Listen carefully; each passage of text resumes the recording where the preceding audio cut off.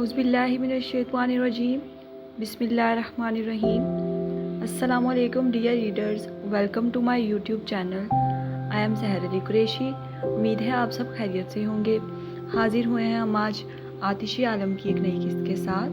قسط کو شروع کرنے سے پہلے آپ سب سے درخواست ہے کہ میرے چینل کو سبسکرائب کریں اور مجھے بہت زیادہ سارا سپورٹ کریں۔ قسط کو پڑھنے اور سننے کے بعد رائے کا اظہار لازمی کیا کریں۔ آپ سب کے کمنٹس پڑھنا مجھے بہت اچھا لگتا ہے۔ تو چلیں بڑھتے ہیں ہم اپنی قسط کی جانب۔ بسم اللہ الرحمن الرحیم۔ آتشی عالم از قلم سحر علی قریشی، قسط نمبر 16۔ سحر اندر داخل ہوئی تو حیران رہ گئی، کیونکہ یہ کمرہ سیاہ نہ تھا اور ایک وسیع کمرہ تھا۔ لائٹ براؤن کلر کا پینٹ کیا یہ کمرہ کچھ کتابوں سے بھرا تھا اور سامنے ہی بڑی سی کرسی تھی جس کا رخ سامنے دیوار کی جانب تھا، اور اس کرسی کے اس پار وہ بیٹھا تھا۔ سامنے دیوار پر سیاہ پردے تھے، جیسے اس کے پار کچھ تھا۔ ایک دائرانہ نظر پورے کمرے میں دوڑا کر اس نے سامنے بیٹھے ہاتھ کو دیکھا، جس نے سحر کے آنے پر آنکھیں کھولی تھی۔ پھر وہ کرسی سے اٹھا اور پلٹا۔ سیاہ آنکھیں سرخ ہو کر وحشت ٹپکانے لگی تھی، اور وجہ سحر کی یہاں موجودگی تھی۔ سیاہ قمیض شلوار پہنے، سیاہ دوپٹہ ہمیشہ کی طرح سر پر لپیٹے وہ اس کے سامنے کھڑی تھی۔ دوسری طرف سحر نے خالی نظروں سے اسے دیکھا۔ وہ کافی ڈسٹرب لگا سحر کو۔ پھر وہ چلتی ایک قدم قریب آئی، جو یک ٹک اسے ہی غصے سے دیکھ رہا تھا۔ پھر اس سے پہلے وہ کچھ کہتی وہ بول اٹھا، تمہاری ہمت کیسے ہوئی یہاں آنے کی؟ اندر کس نے آنے دیا تمہیں؟ سرد لہجے میں پوچھتے ہاتھ قدم قدم چلتا قریب آیا اور 4 قدموں کی دوری پر کھڑا ہو گیا۔ آپ نے میرے فون کے ساتھ کیا کیا ہے؟ اس کے سوال کو نظر انداز کرتے سحر نے اپنے مطلب کی بات کہی، جس سے ہاتھ کے غصے کو مزید ہوا ملی تھی۔ جواب دیں؟ اسے خاموش دیکھتے سحر نے غصے سے پوچھا۔ جب تم میری بات کا جواب دینا ضروری نہیں سمجھتی تو مجھ سے یہ امید کیوں رکھتی ہو سحر یوسف؟ بدلے میں ہاتھ نے بے تاثر لہجے میں جواب دیا اور جیب سے سگار نکال کر سلگایا۔ مجھے کوئی روک نہیں سکتا، سحر نے مضبوط لہجے میں جواب دیا تو وہ متبسم ہوا تھا۔ اس کے انداز عام لڑکیوں سے نرالے تھے، ایسا ہاتھ سمجھتا تھا۔ تم پورے ولا میں کہیں بھی جا سکتی ہو، مگر یہاں آنے کی اجازت کسی کو نہیں۔ دوبارہ ایسی غلطی ہرگز نہ کرنا، ورنہ افسوس کے ساتھ کہنا پڑ رہا ہے کہ میرے پاس تمہارے لیے معافی کی گنجائش نہیں ہوگی۔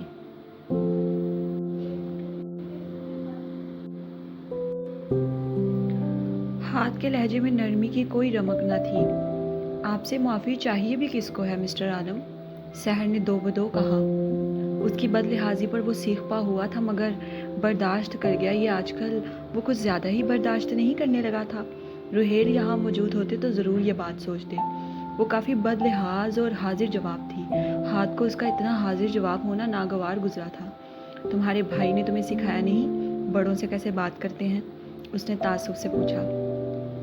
بہت اچھے سے سکھایا ہے، اس لیے تو آپ کو میں آپ کہہ کر بلاتی ہوں، ورنہ جو شخص میرے بھائی کو مارنا چاہتا ہو میں اس کا خون نہ پی جاؤں۔ سحر نے سرخ چہرہ لیے جواب دیا۔ اس کی اب کی کہی بات پر ہاتھ سر جھٹک کر ہنس دیا تھا۔ وہ کنٹرول نہ کر سکا اور جاندار مسکراہٹ اس کے لبوں کو چھو گئی۔ پھر وہ مسلسل مسکراتا زیر لب بولا، "دی وچ"، اور اس کے چہرے کو کھویا سا دیکھنے لگا۔ دوسری طرف اس ظالم صفت انسان کے چہرے پر پہلی بار مسکراہٹ دیکھتے سحر دل ہی دل میں محظوظ ہوئی تھی۔ اچھا لگا تھا اسے اینگری مین کا ہنسنا۔ کافی خوبصورت مسکراتا تھا وہ، ایسا دل نے کہا، جسے اس نے ڈپٹ دیا، اور مسکرانے سے اس کے رخساروں پر گڑھے نمودار ہو رہے تھے۔ اسے خود کے چہرے میں کھوئے دیکھ سحر کی سراب آنکھیں خالی ہوئی تھیں۔ میں نے آپ سے کچھ پوچھا ہے؟ سحر نے تڑک کر پوچھا۔ اس کے غصہ کرنے پر ہاتھ خوش ہوا تھا۔ وہ جو سب کو گھن چکر بنائے ہوئی تھی، اب ہاتھ اس کا انداز اسی کے ساتھ اپنا رہا تھا، اس لیے تو وہ ہاتھ بن رافع عالم تھا۔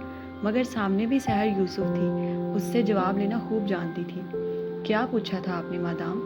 ہاتھ نے مسکرا کر کہا۔ آپ نے میرے فون کے ساتھ کیا کیا ہے؟ سحر نے سنجیدگی سے اپنا سوال دہرایا۔ میں نے تو آپ کے فون کے ساتھ کچھ بھی نہیں کیا۔ آدھا پیا سگریٹ بند کرتے ہاتھ نے میز پر رکھا اور اسی کے لہجے میں جواب دیا، جھوٹ مت بولیں، میری اتنی مجال؟ ہاتھ نے دو بدو جواب دیا، جس پر سحر کو مزید غصہ آیا۔ آپ نے جان بوجھ کر میرے فون کے ساتھ کچھ چھیڑ چھاڑ کی ہے، تبھی میرے فون سے بھائی کو کال نہیں جا رہی۔ مجھے میرے بھائی سے بات کرنی ہے، ان سے ملنا ہے۔ اس نے تیز سے پیر پٹک کر کہا تھا، جس پر ہاتھ مزید محظوظ ہوتا خوش ہوا تھا۔ میں بے جان چیزوں کے ساتھ چھیڑ چھاڑ نہیں کرتا مادام۔ ہاتھ نے معنی خیز سا جملہ کہا جو فی الحال سحر نہیں سمجھ سکی تھی۔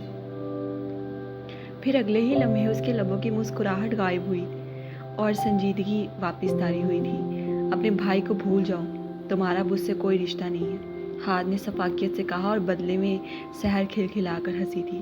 اس کی مسکراہٹ حسین تھی۔ او ریئلی؟ آپ کہیں گے اور میں سر تسلیم خم کرتے ہوئے آپ کی بات مان لوں گی کہ میرا ان سے کوئی تعلق نہیں ہے؟ میں آپ کو جان سے مار ڈالوں گی، سمجھیے آپ عالم مستری صاحب۔ اس کی آنکھوں میں آنکھیں گاڑتی وہ جبڑے بھیج کر اٹل لہجے میں بولی۔ ہاتھ نے ابرو چکائے۔ اس کی یہی بہادری، یہی انداز، یہی دیدہ دلیری تو ہاتھ کو جیت کرتی تھی۔ اسے اپنی اور کھینچ رہی تھی بری طرح، اور وہ کھینچا چلا جا رہا تھا۔ عالم مستری اور یہ لفظ، ہاتھ ایک بار پھر سر جھٹک کے ہنسنے لگا۔ اس کے ساتھ بات کرنے میں مزہ آ رہا تھا۔ تم مجھے مارو گی ہاتھ بن رافع عالم کو؟ ہاتھ نے یوں پوچھا گویا وہ کوئی 7 سال کی بچی تھی۔ جی ہاں، ضرورت پڑی تو ضرور۔ میں آپ کو مار ڈالنے سے بھی گریز نہیں کروں گی، کیونکہ میں اپنے بھائی کے لیے کچھ بھی کر سکتی ہوں، کچھ بھی۔ ایک ایک لفظ اس نے چبا کر کہا تھا۔ ہاتھ سکون سے جیبوں میں ہاتھ ڈالے اسے سن رہا تھا، جو اس وقت کسی جھانسی کی رانی سے کم نہیں لگ رہی تھی، جیسے ابھی وہ تلوار لے کر اسے لڑنا شروع کر دے گی۔ باہر کھڑے روہیل کتنی ہی دیر اندر سے شور آنے کا انتظار کرتے رہے، مگر انہیں اندر سے ہلکی سی سرگوشی بھی نہ سنائی دی۔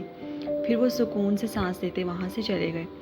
اور دوسرا، آپ نا گھر تعمیر کرتے ہوئے ہی اچھے لگیں گے۔ یہ رشتے توڑنے والے کام نا آپ چھوڑ دیں، کیونکہ یہ آپ کے بس کی بات نہیں۔ پھر اس نے تمسخرانہ انداز میں انگلی اٹھا کر کہا۔ ہاتھ بھی متبسم آنکھیں لیے کھڑا تھا اور لو دیتی نظروں سے اسے دیکھتا رہا۔ اب میرے بھائی سے ملائیں مجھے، یا انہیں یہاں بلائیں یا مجھے ان سے ملوا کر لائیں، ورنہ۔ پھر اس نے حکمیہ انداز میں کہتے آخر میں لہجہ دھمکی آمیز کیا۔ ہاتھ ابروچ کا کر اسے دیکھنے لگا۔ ورنہ کیا کر لو گی؟ ایک قدم اس کی طرف بڑھاتے اس نے سرد لہجے میں پوچھا۔ ورنہ آپ نہیں جانتے میں کیا کروں گی؟ ریئلی؟ ہاتھ نے چیلنج کیا۔ ریئلی؟ سحر نے بھی ترکی بترکی جواب دیا۔ ہا ہا ہا۔ پھر وہ سر پیچھے کر کے کہکا لگا گیا۔ نہیں سحر یوسف، تم دھمکی مت دو، ورنہ میں ڈر جاؤں گا۔ ہاتھ نے مذائقہ خیز کہتے بات ختم کر دی۔ میں یہاں رہنا نہیں چاہتی۔ ایک اور بات، سحر نے کہی۔ اب لہجے میں اچانک درد امڑ آیا تھا، جس پر ہاتھ بھی فوراً سنجیدہ ہوا۔ رہنا پڑے گا، اس کے سوا کوئی راستہ نہیں، اس نے فوراً جواب دیا۔ میں بنا کسی رشتے کے یہاں نہیں رہنا چاہتی۔ ایک اور بات، اور ہاتھ چونک گیا تھا۔ میں نہیں تو وہ ضرور پوچھے گی آپ سے کہ وہ کس رشتے سے یہاں رہے۔ سحر کی بات سے بنیامین کا کہا جملہ سماعت سے ٹکرایا۔ ہاتھ کی پیشانی پر بل نمودار ہوئے۔ مطلب؟ بلدار پیشانی سے اس نے پوچھا۔ مطلب آپ جیسے شخص سے کیا بعید کی جا سکتی ہے کہ وہ دوبارہ یوں مجھے پریشان نہیں کریں گے، رات کو میرا دروازہ پیٹ کر مجھے اپنے ساتھ کھانا کھانے کے لیے مجبور نہیں کریں گے، بغیر کسی حق سے مجھے کھینچ کر پکڑتے دیوار کے ساتھ نہیں دے ماریں گے۔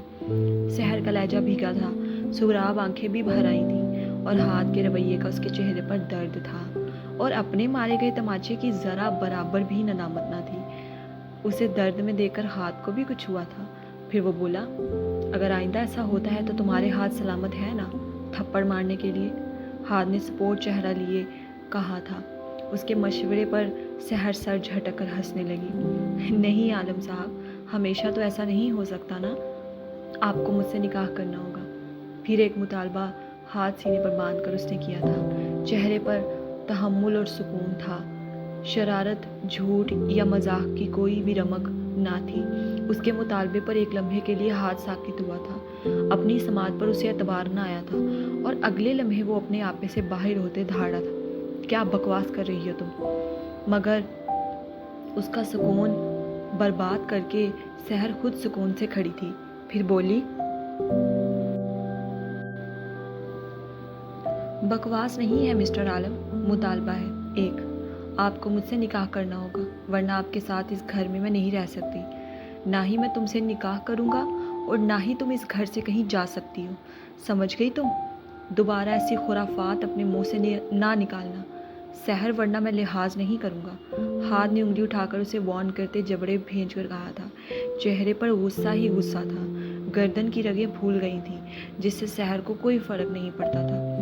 تم اسی گھر میں رہو گی آخری دم تک، تمہیں یہاں سے رہائی نہیں ملے گی۔ رہائی اسی صورت میں مل سکتی ہے جب تمہارے بھائی کو میں قبر میں اتار دوں گا۔ ہاتھ کی یہ بات کرنے کی دیر تھی کہ سحر کا ہاتھ دوبارہ اٹھا تھا مگر ہوا میں ہی معلق رہ گیا۔ خون خوار نظروں سے اس نے گردن موڑ کر دیکھا تو ہاتھ اس کی کلائی پکڑ رکھی تھی۔ ناٹ اگین، بے تاثر لہجے میں کہتے اس نے نرمی سے اس کا ہاتھ چھوڑ دیا۔ سحر گہرے سانس لیتی سرخ آنکھوں سے اسے دیکھ رہی تھی۔ بھائی کو مار ڈالنے والی بات پر اس کا دل چاہ رہا تھا ہاتھ کا منہ نوچ لے۔ آپ میرے بھائی کو چھو بھی نہیں سکتے، اور اگر ایسا کرنے کا سوچا بھی تو سحر یوسف سب سے پہلے آپ کو، ہاتھ بن رافع عالم قبر میں خود اپنے ہاتھوں سے اتاروں گی میں، سمجھ گئے آپ؟ چیخ کر کہتی وہ اسے پیچھے دھکا دے گئی، جس سے ہاتھ تو پیچھے نہ ہوا تھا، الٹا وہ دھکا دے کر 2 قدم پیچھے ہو گئی تھی، جبکہ وہ اپنی جگہ پر جم کے کھڑا تھا۔ بنیامین کے لیے وہ ایسے خونخوار ہوئی تھی کہ ہاتھ بھی حیران رہ گیا تھا۔ اس کے لیے اتنی محبت ایک لمحے کے لیے وہ یہ برداشت نہیں کر سکا تھا۔ وہ اتنا پیار کرتی تھی اس سے، ہاتھ نے سنجیدگی سے سوچا۔ اور اگر آپ مجھ سے نکاح نہیں کریں گے تو میں یہاں نہیں رہوں گی، بھاگ جاؤں گی، اور آپ مجھے روک نہیں سکیں گے کیونکہ میں غیر محرم شخص کے ساتھ ایک ہی چھت کے نیچے نہیں رہ سکتی۔ اس کے بھاگ جانے والی بات پر ہاتھ کو مزید طیش آیا تھا۔ تم 4 فٹ 9 انچ کی لڑکی مجھے، ہاتھ بن رافع عالم کو دھمکی دو گی؟ وہ ہتھے سے اکھڑا تھا۔ جی ہاں، اور آپ 6 فٹ 3 انچ کے ہاتھ بن رافع عالم کو میری اس دھمکی سے ڈرنا چاہیے، کیونکہ سحر یوسف خالی کھوکھلی دھمکی نہیں دیتی، جو کہتی ہے کر بھی گزرتی ہے۔ میں سچ میں یہاں سے بھاگ جاؤں گی، اس لیے نکاح تو آپ کو کرنا ہوگا، اور جیسے میں تمہیں بھاگنے دوں گا، ہاتھ نے تمسخرانہ انداز میں پوچھا تھا۔ تو ٹھیک ہے، جسٹ ویٹ اینڈ واچ، مضبوط لہجے میں کہتے وہ تیزی سے کمرے سے باہر نکل گئی تھی اور دوڑتی ہوئی زینے چڑھی تھی۔ ہاتھ خاموش سرخ آنکھوں سے اسے جاتا دیکھتا رہا۔ نکاح، غیر محرم، ان دونوں ناموں سے اسے نفرت ہونے لگی تھی۔ کیا ہوا اسے عنایت؟ مریم میرا بچہ، میرا گڈھا، کیا ہوا بابا کی جان؟ مریم کو بہت تیز بخار ہو گیا تھا۔ عنایت نے گھبراتے ہوئے شہروز کو فون کیا تو وہ انہی قدموں سے دوڑتا ہوا گھر پہنچا تھا۔ گھر آیا تو وہ بے سدھ بستر پر سو رہی تھی۔ اس کے قریب جاتے چھوا تو جسم بھٹی کی طرح جل رہا تھا۔ شہروز فوراً تکلیف میں پڑا تھا۔ مریم، عنایت اور امی اس کا کل اثاثہ تھے۔ یہ اچانک اسے اتنا تیز بخار کیسے ہو گیا عنایت؟ صبح ہی تم ایسے ٹھیک چھوڑ کر گیا تھا؟ شہروز نے تکلیف سے پوچھا۔ اور پھر نیم بے ہوشی کی حالت میں پڑی مریم کو اپنی آغوش میں لیتے شہروز نے اسے چومنا شروع کر دیا۔ میرا بچہ، بابا کی جان۔ یہ صبح سے بہت ضد کر رہی تھی کہ اسے سحر آپی کے پاس جانا ہے۔ ناشتہ تک نہیں کر رہی تھی۔ امی نے اسے ناشتہ کروایا دوپہر میں۔ بس یہی رولا تھا کہ سحر آپی آئے گی تو کھانا کھاؤں گی۔ میں نے جیسے تیسے اسے کھلایا اور اب شام سے ہی اسے بخار ہونا شروع ہو گیا۔ عنایت نے نم لہجے میں دن میں ہوا تمام واقعہ اس کے گوشو گزار کر دیا، اور سحر کا نام آتے ہی شہروز کے چہرے پر مزید تکلیف نمودار ہوئی تھی۔ اس نے مریم کو سینے میں بھینچا اور چپ رہا۔ عنایت کو کچھ غلط ہونے کا احساس ہوا، مگر ابھی سچویشن ایسی نہیں تھی کہ وہ کوئی سوال کرتی، اس لیے خاموش رہی۔ ڈاکٹر چیک اپ کر گئی ہے، میڈیسن بھی دی ہے۔ پھر شہروز اسے واپس بیڈ پر لٹائے ٹھنڈے پانی کی پٹیاں کرنا لگا۔ اس کے سر پہ، بازوؤں پہ، پیروں پہ اسے اپنی بیٹی کی یوں خدمت کرتے دیکھ عنایت نیم مسکرائی تھی۔ پھر کتنی ہی دیر وہ مریم کے ساتھ ہی لگا رہا، کبھی سر چومتا، کبھی ہاتھ، کبھی پٹیاں کرتا۔ تقریباً 2 گھنٹے یوں ہی گزر گئے۔ جب مریم کا بخار کم ہوا، اسے تھوڑی ہوش آئی اور اپنے باپ کو سراہنے بیٹھے دیکھا، فوراً اٹھ کے بیٹھی اور ان سے سینے سے لپٹ گئی۔ بابا، بابا۔ آپی سیڈ، بابا کے پاس جاتے ہی اس نے یہی بات کہی تھی۔ مریم میرا بچہ، بابا کی جان۔ اس کا چہرہ ہاتھوں میں بھرتے شہروز نے سامنے کیا۔ بخار کی وجہ سے اس کا چہرہ ہلکا سرخ ہو گیا تھا، آنکھیں بھی بھاری ہو گئی تھیں۔ شہروز نے شفقت سے اس کے بال ٹھیک کیے۔ مریم، اب بابا جو کہیں گے آپ نے غور سے سننا ہے، آپ اچھے بچے ہو نا؟ مریم نے فوراً سر ہلایا۔ گڈ بوائے، وہ اس کا بیٹا ہی تو تھی۔ ماتھا چومتے شہروز نے بات شروع کی۔ سحر آپی بنیامین چاچو کے ساتھ شہر سے باہر گئی ہیں۔ اس انفارمیشن پر مریم کے چہرے کا رنگ بدلا تھا۔ کیوں؟ اس نے فوراً پوچھا۔ وہ اپنے نینیال گئی ہیں، جیسے آپ جاتے ہو نا نانوں کی طرف ماموں کی طرف رہنے کے لیے چھٹیوں میں؟ شہروز نے پوچھا تو اس نے سر ہلایا جیسے بات سمجھ گئی تھی۔ بالکل اسی طرح وہ بھی اپنے ننیال گئی ہیں کچھ دنوں کے لیے۔ انہوں نے کہا ہے مریم سے کہیں اچھے سے رہے، وہ جلد ملنے آئیں گی آپ کو، اور آپ نے کسی کو پریشان نہیں کرنا۔ اور اب آپ جلدی سے ٹھیک ہو جاؤ۔ سحر آپی آپ کو اس طرح یوں بیمار دیکھیں گی تو انہیں اچھا نہیں لگے گا نا؟ آپ چاہتے ہو وہ ہٹ ہوں؟ مریم نے نفی میں سر ہلایا تھا۔ گڈ، تو بس پھر آپ جلدی سے ٹھیک ہو جائیں، سحر آپی جلدی آ جائیں گی۔ مریم خاموش ہو گئی۔ باپ کی بات سمجھ گئی تھی مگر چہرے سے اداس لگنے لگی۔ آپی واپس؟ پھر کچھ دیر بعد دوبارہ سر اٹھایا اور پوچھا، 1 ہفتے تک۔ شہروز کی زبان پر جو آیا اس نے کہہ دیا۔ اسے امید تھی وہ 1 ہفتے تک مریم کو سحر سے ملا دے گا۔ چلو اب آپ جلدی سے یہ سوپ پیو تاکہ آپ جلدی جلدی تندرست ہو جاؤ اور ہم سحر آپی سے مل کر آئیں گے، شہروز نے مسکرا کر کہا اور پھر عنایت کا بڑھایا سوپ کا باؤل تھام کر اسے سوپ پلانے لگا اور وہ اچھی بچی بن کے باپ کے ہاتھ سے سوپ پینے لگی۔ عنایت کے ذہن میں بے شمار سوال گردش کرنے لگے۔ یہ رات کا پہلا پہر تھا اور جوہان ابھی ابھی گھر لوٹا تھا۔ اندر داخل ہوا تو پورا خان مینشن اندھیرے میں ڈوبا ہوا تھا۔ راہداری سے گزرتا زینے چڑھنے لگا جب پیچھے سے ایک ملازم نے آواز دی، چھوٹے صاحب؟ جی؟ ابھی تک یہاں انیکسی نہیں گئے آپ؟ بیٹا صاحب نے کہا تھا جب آپ آئیں تو آپ کو اوپر ان کے کمرے میں بھیج دوں۔ وہ کہہ رہے تھے جہان سے کہنا مجھ سے مل کر اپنے کمرے میں جائے۔ ٹھیک ہے آپ جائیں۔ ٹھیک ہے آپ جائیں، جہان نے نرمی سے کہا اور اوپر کمرے میں جانے کے بجائے دائیں طرف اپنے بابا کے کمرے کی جانب چل پڑا۔ ناک کر کے اندر داخل ہوا تو نیم ملکجہ اندھیرے میں اس کے ڈیڈ راکنگ چیئر پر بیٹھے، نیم دراز اور رخ کھڑکی کی جانب تھا جہاں سے ہلکی ٹھنڈی ہوا آ رہی تھی۔ السلام علیکم ڈیڈ، جہان نے مؤدب انداز میں سلام کہا اور قدم قدم چلتا ان کے قریب جا کر کھڑا ہو گیا۔ وعلیکم السلام، کیسے ہیں آپ ڈیڈ؟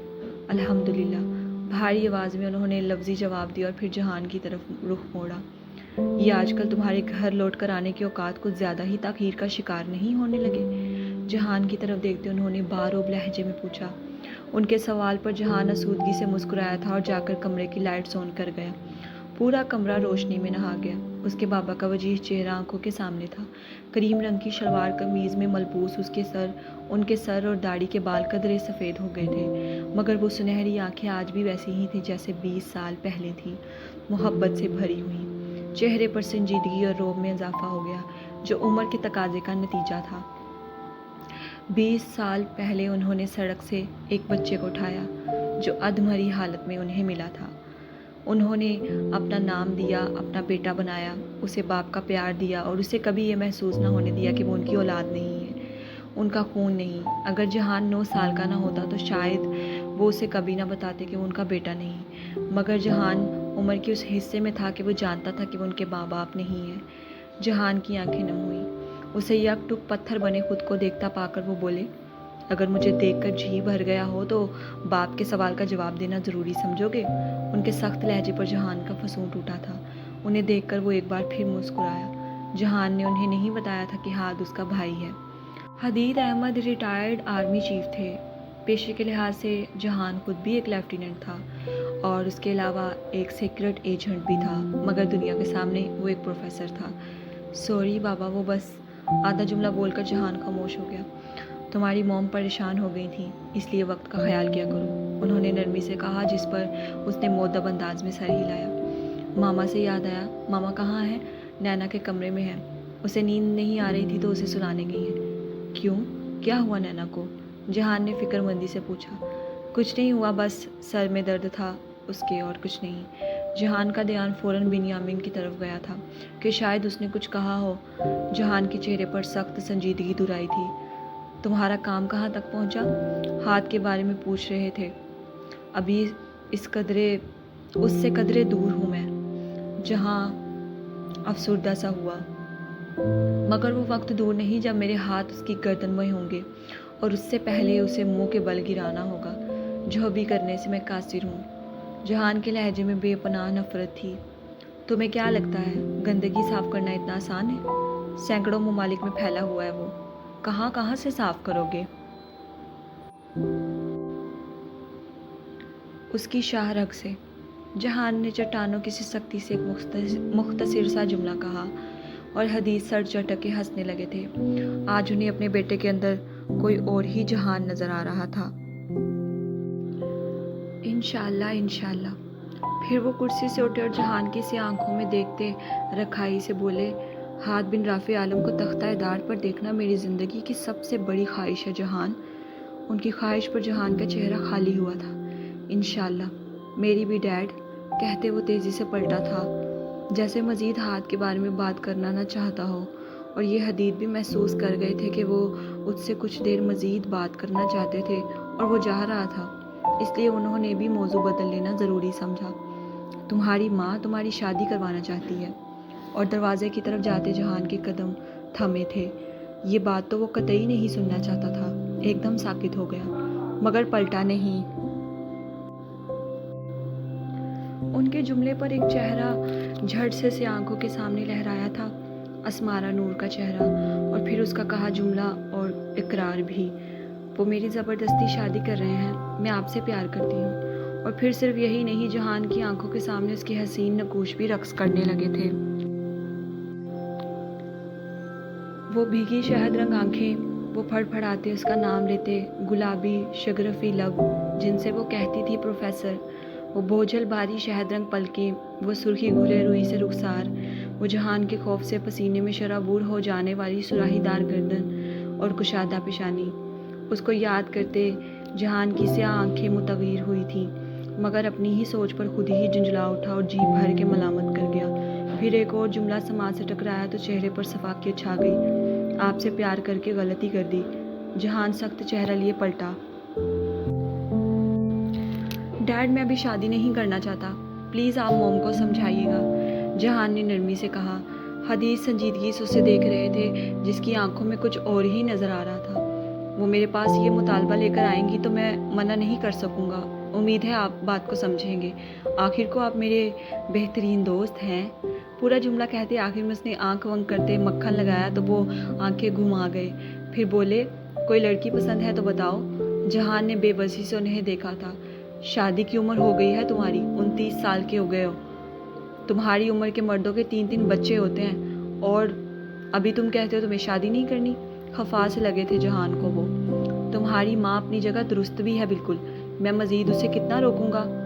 وہ انہیں کیا سمجھاتا، الٹا حدید احمد نے الٹا اسے سمجھا دیا تھا۔ ان کے ہر جملے کے ساتھ ساتھ اسمارا کا چہرہ مسلسل آنکھوں کے سامنے دل سینے میں بوال کھڑا کر رہا تھا۔ مجھے کوئی پسند نہیں ہے ڈیڈ، بس ابھی میں شادی نہیں کرنا چاہتا۔ پھر سینے پر پتھر رکھتا وہ گویا ہوا، مگر سامنے بھی حدید احمد خان تھے۔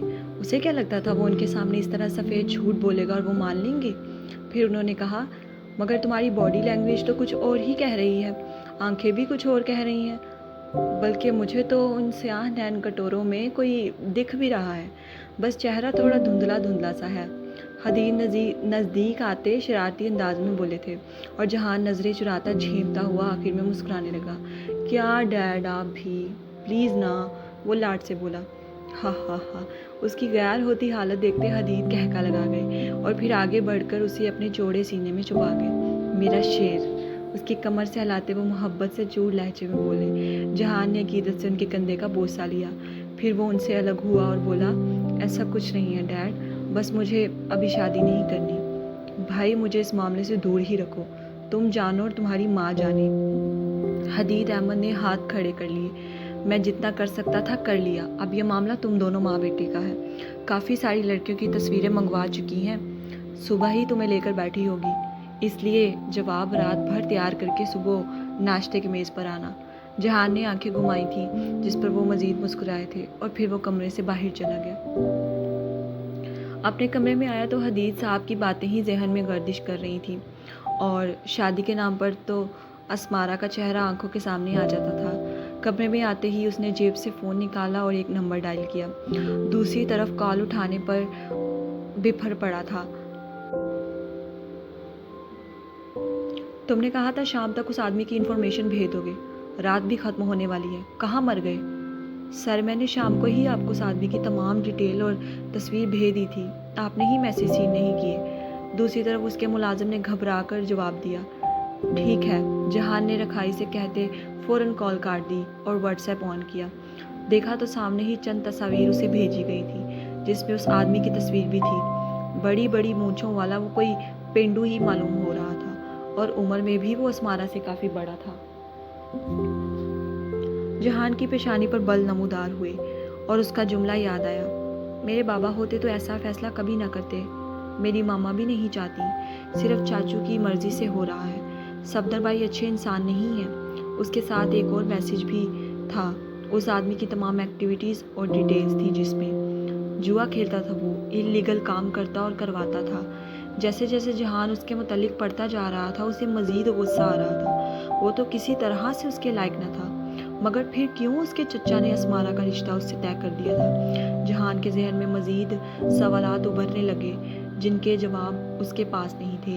फिर एक और तस्वीर उसने डाउनलोड की। उसके साथ ही फ़ोन पर जहान की पकड़ मजबूत हुई, सियाह आंखें जल उठी थी, क्योंकि तस्वीर अस्मारा और सफदर की मंगनी की थी।